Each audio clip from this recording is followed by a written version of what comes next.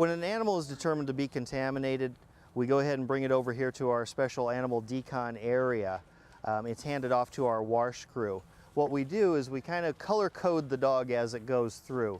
We put a red leash on it to signify that this dog is contaminated, it's known contaminated. So we want to be able to identify that should he get away from us or something. So we have our wash crew here. These people have all been trained. They've gone through a training on how to do this. We bathe the dog because most of the contamination is really just going to be surface contamination. It's going to be on the dog's fur. Long-haired dogs sometimes can be a little tricky because you have to kind of get into the fur and down to the skin, kind of massage it in to make sure that you get the entire dog. We wash thoroughly. Our wash teams kind of work together. They determine the best method. Some want to do left side, right side. Some want to do front of the dog, back of the dog. So we go through, wash this dog off thoroughly, making sure to get in the fur, the pads of the feet, the dog's belly in case he laid down in a contaminated area, in between the pads because the dog probably walked through some contamination. So we want to make sure that we get all of that area really good and really clean. Then we rinse the dog thoroughly, make sure to get all that soap out of there. And we're actually doing this right over the sewer system. We pulled the manhole up.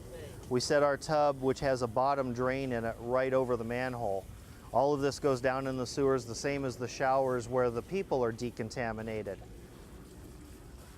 With this type of radiological contamination, it's generally not necessary to capture the runoff water. It can go into the sewer system without any problem.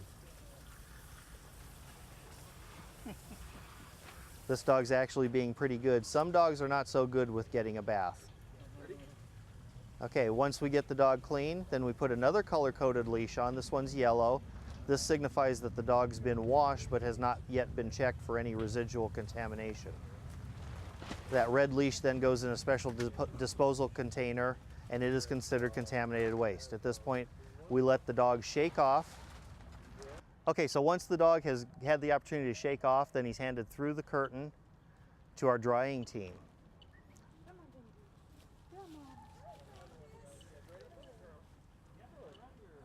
Our dryers will get them very dry. One of the issues that we can run into is that water can actually mask radiation.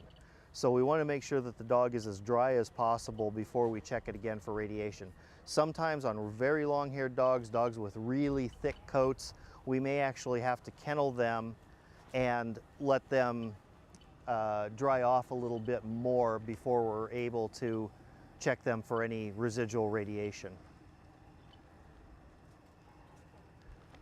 Now everything that we use here, any leashes, any towels are considered at this point contaminated waste, so those are put into special containers. They are not used a second time, they're only used once, and then those will be turned over to the state radiation regulators for proper disposal at the end of the exercise or at the end of the incident.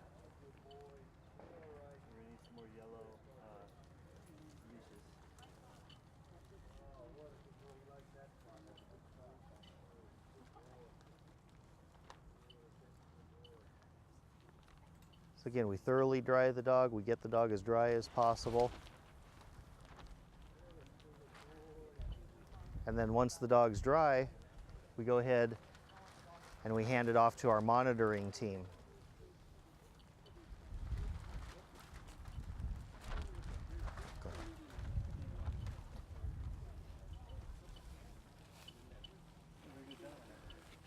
Very good job. So then we have staff members that are actually trained on how to use these radiation monitors. And so we check over the dog very thoroughly. Now this can take several minutes, especially with a large dog. So it's something that we have to, take our time. We want to make sure that there's no radiation left on the dog. Now you will hear the monitor beeping every now and then. That's not from the dog itself, that's actually just background radiation.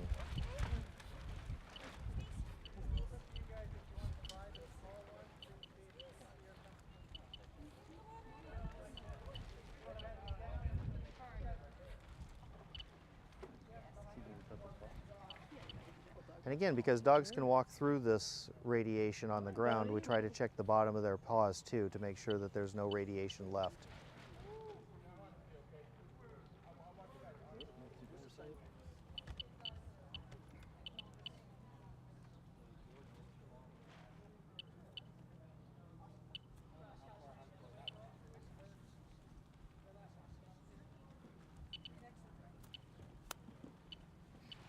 So we put these animals through this so that we can test ourselves and we can make sure that we are prepared should there ever be any type of an emergency that where animals may need decontamination.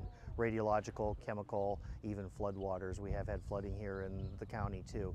So we want to make sure that we are prepared and that we can thoroughly and effectively decontaminate animals in any type of situation.